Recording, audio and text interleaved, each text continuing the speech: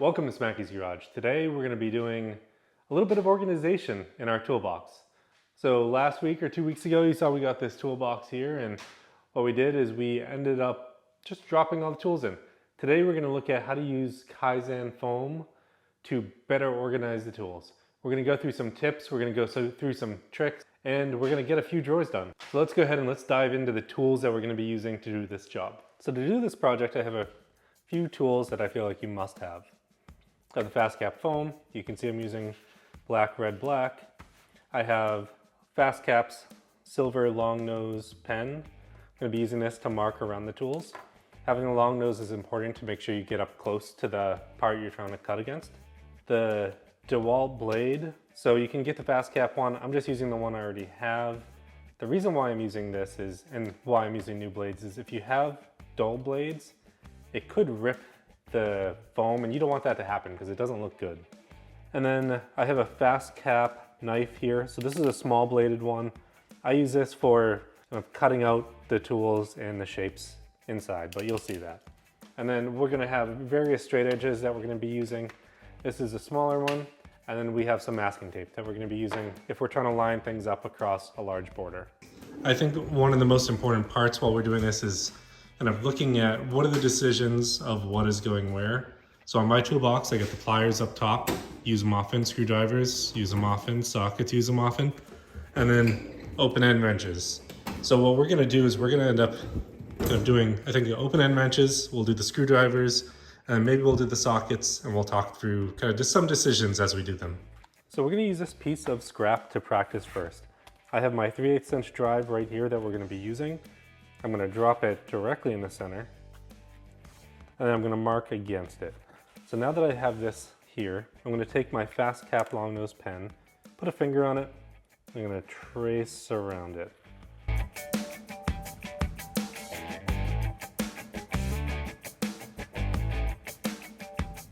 Now that I've traced around it, I'm going to remove this, and you can see the marking from it. With this marking, so we marked directly on the edge outside of here with the pen. So that means when the marker's on it, it is right against it. So it's going to be marking kind of the inside of the line is going to be closest, the outside of the line is going to be tip away. So what we're going to do is we're going to cut on the inside of the line. I think one of the decisions that we need to make is how deep are we going to cut into it. So for this, we're going to put it straight up like this. I want it to go halfway up. So I'll take the tool and I'll open this so that it's halfway through. So you can see that's probably just a little bit, that's about halfway. Maybe I'll go a little bit more than halfway. So that's just a little bit more than halfway through the tool. So I'm going to use this as the depth to cut against. So now that I have this, I'm going to practice on it. Like I said, we're going to start on the inside of the line and we're going to work our way around. So if I start here, and go around.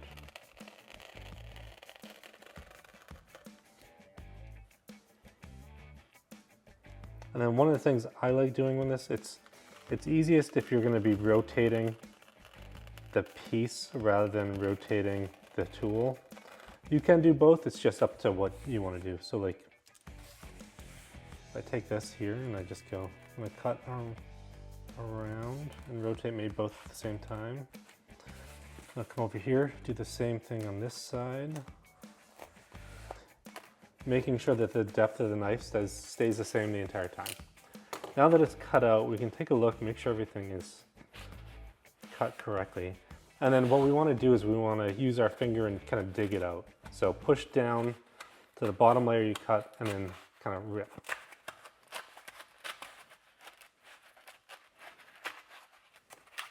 Okay. Now that we have that cut out, you can see we can drop this in. It fits pretty well.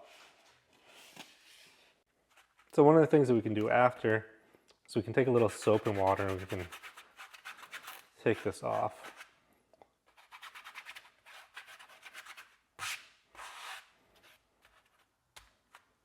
There we go. So you can see that a lot of that silver did come off.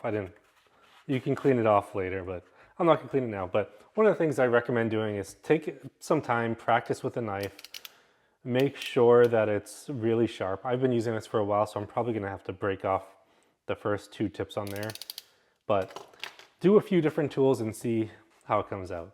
Another option is you could flip this over and put it in this way. You can take the pen and you can mark around where that square is, or you try to push it in hard and then you can see where it is in there. And I'm just going to go ahead and I'm going to cut it out.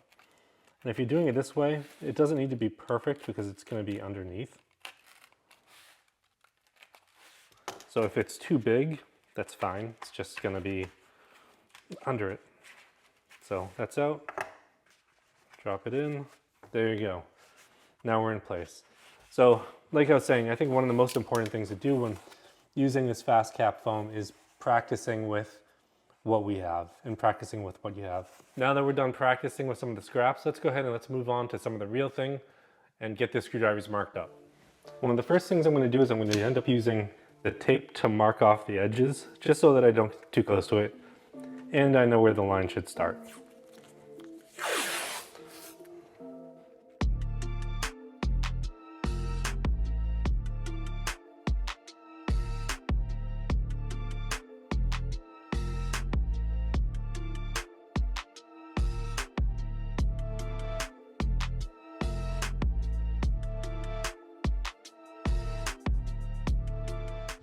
All right, so half the battle is deciding exactly where you want all the screwdrivers to be laid out. So I spent a good amount of time making sure that these are laid out exactly the way that I want them. So I'm working with from the longest back to the shortest into the center. This will give me enough room that if I want to, I can add some more screwdrivers here down later. So I'm gonna go ahead and I'm gonna start marking up each screwdriver and work my way around. One thing to think about as you're working through these is, in order to have this sit flat, if you're going to be cutting out the long piece of the screwdriver, this needs to at least go halfway through. So if it's sitting flat, this needs to be pretty deep for this to be within. So I'm going to start by doing a few of these with the screwdriver in place and cutting the end as well.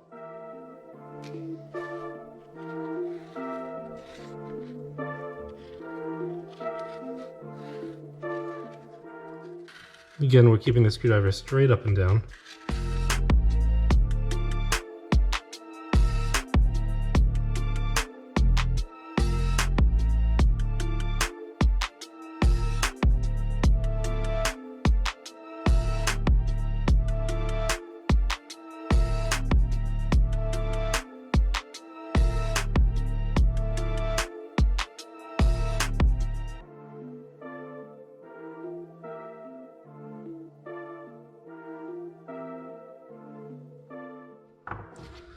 Now, like we did in the past, we gotta figure out halfway down.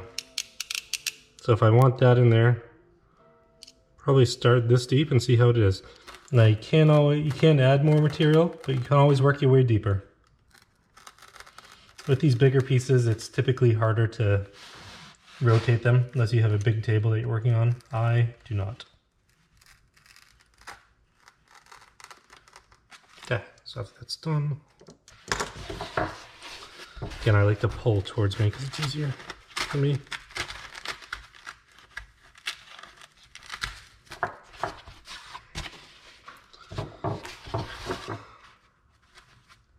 Moment of truth. There we go. So that's in. You know, it could be a little bit deeper here, but it's not too bad. You can see that this is barely in. So I'm going to work my way through and start cutting.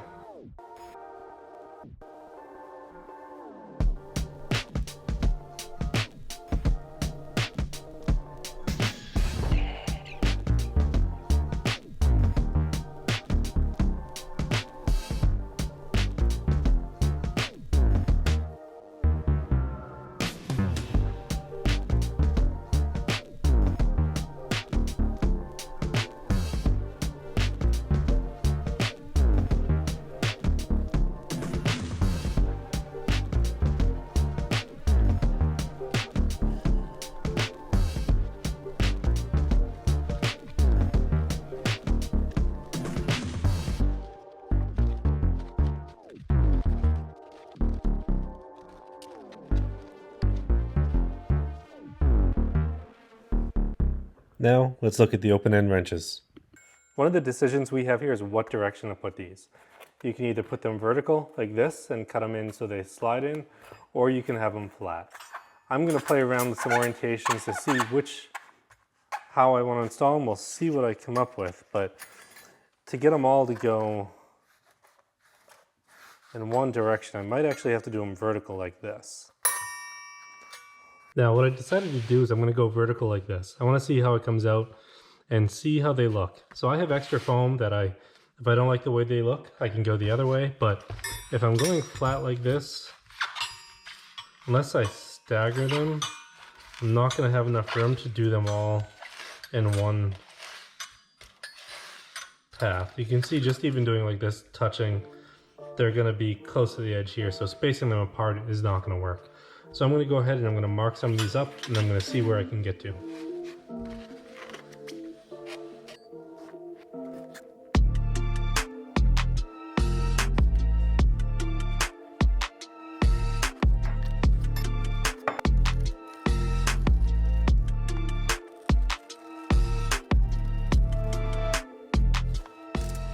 Now what I'm doing is I'm starting with a depth that I know is going to be a little bit shallow on this side. And then as I work through it, I'm going to have to dig this one out further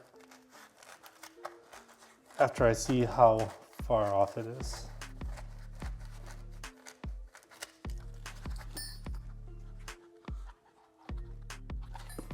Didn't fit, so it's perfect. So you can see, it's hard to see, but this side is still not as deep as this side. So this side needs to come down.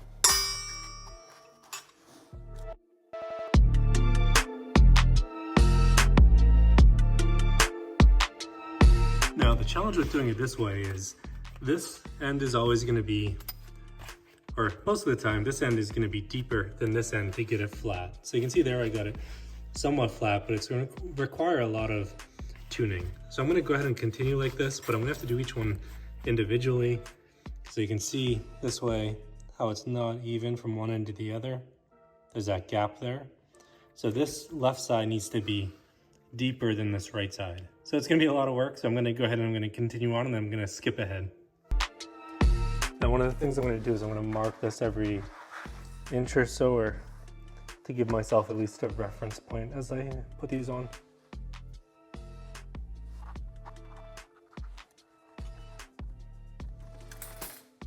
But to be honest, I'm more just working my way down, keeping an eye on it. I'm not evenly spacing them out, I'm just getting them close and eyeballing it. Now let's say you made one a little bit too deep, which I definitely did on purpose here. So you can see this is a little bit deeper. So I'm actually gonna take a piece of the scrap and I'm gonna put it in here. And what you can do is you can actually glue it in place so that when you put this down, you can set it so you're gonna be at the right height. So there's a tip if you want to adjust the heights of these and you've already cut it a little bit too deep. Okay, so for the rest of them, I decided it's probably gonna be too hard to cut them halfway and have them show. So I'm just gonna finish it off by marking them out this way from a 1/2 inch down to my 1/4 inch. And I'll leave some room over here in case I ever go smaller.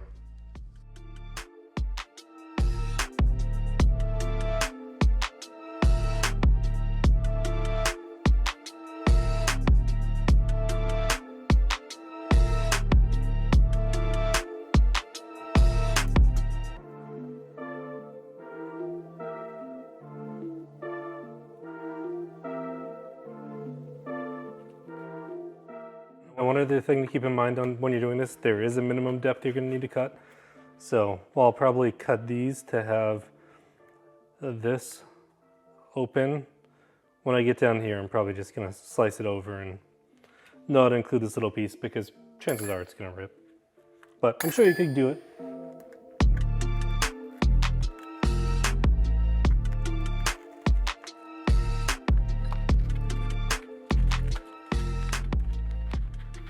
Now they actually sell a knife that's smaller, which will help you get inside these corners.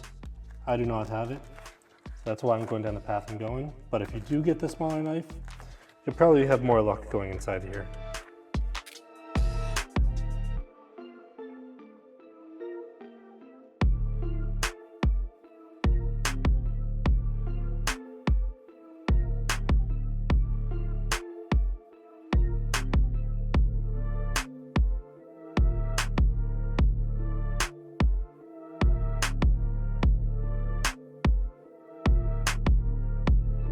All right, so we made some good progress. We got at least the screwdriver drawer done. We got the open and wrench drawer done.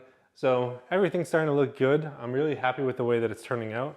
And with these drawers, I'm finally gonna be a lot more organized when I'm starting to look at where everything goes. So thanks for tuning in to Smacky's Garage this week. I'll see you next time.